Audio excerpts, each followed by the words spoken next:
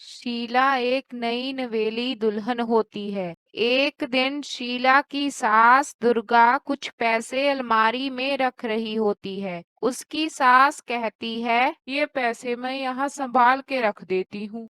कल संजय से बोलकर सारे पैसे बैंक में जमा करवा दूंगी। शीला उसकी बहू वहीं अपनी सास के पास खड़ी होती है। ऐसे ही दूसरे दिन शीला की सास अपने बेटे संजय से बोलती है, बेटा घर में कुछ पैसे पड़े हैं, मैं तुझे पैसे लाकर देती हूँ, तू सारे पैसे बैंक में जमा करवा आ। और जब दुर्गा पैसे लेने अपने कमरे में जाती है तो वहां पैसे नहीं होते। वो सारे कमरे में पैसे ढूंढती है पर पैसे नहीं मिलते। वो अपने बेटे से जाकर कहती है, बेटा सारे पैसे गायब हो गए।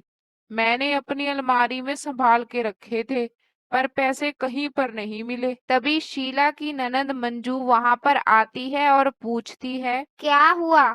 सब लोग इतने परेशान क्यों लग रहे हो? दुर्गा सारी बात अपनी बेटी को बताती है। मंजू बोलती है, कोई बात नहीं माँ, कुछ ही पैसे तो थे। आप लोग ऐसे ही टेंशन मत लीजिए। दुर्गा बोलती है, आज पैसे चोरी हुए हैं, कल को कुछ और गायब होगा। मंजू कहती है, माँ जो होना था हो गया, अब छोड़ो। ऐसे कई दिन गुजर जाते हैं और एक दिन शीला के ससुर के पैसे चोरी हो जाते हैं।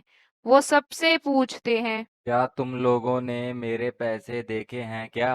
तभी दुर्गा वहां आती है और पूछती है, क्या हुआ? शीला के ससुर अपनी पत्नी दुर्गा को सारी बात बताते हैं। दुर्गा बहुत टेंशन में चली जाती है और कहती है, ये क्या हो रहा है मेरे घर में? रोज चोरियां हो रही हैं, मुझे तो कुछ समझ नहीं आ रहा। कुछ टाइम बाद सब लोग जब एक साथ बैठे होते हैं, शीला वहां नहीं होती, तभी मंजू बोलती है, माँ, मुझे लगता है ये सारी चोरियां भाभी कर रही है, क्योंकि जब पापा के पर्स से पैसे चोरी हुए तो भाभी वहीं पर थी। संजय बोलता है। तुम ये क्या बोल रही हो मंजू? तुम्हारी भाभी ऐसी नहीं है। दुर्गा बोलती है, बेटा होने को कुछ भी हो सकता है, आजकल किसी का कोई भरोसा नहीं। माँ, अगर ऐसी बात है तो मैं अभी जाकर शीला से पूछ लेता हूँ। संजय अपने कमरे में जाकर शीला से पूछता है। शीला, सच सच बताना, घर में जितने भी पैसे चोरी हुए हैं वो क्या तुमने चोरी किए हैं? संजय जी, आप ये क्या बोल रहे हैं? मैं और अपने घर में चोरी करूंगी?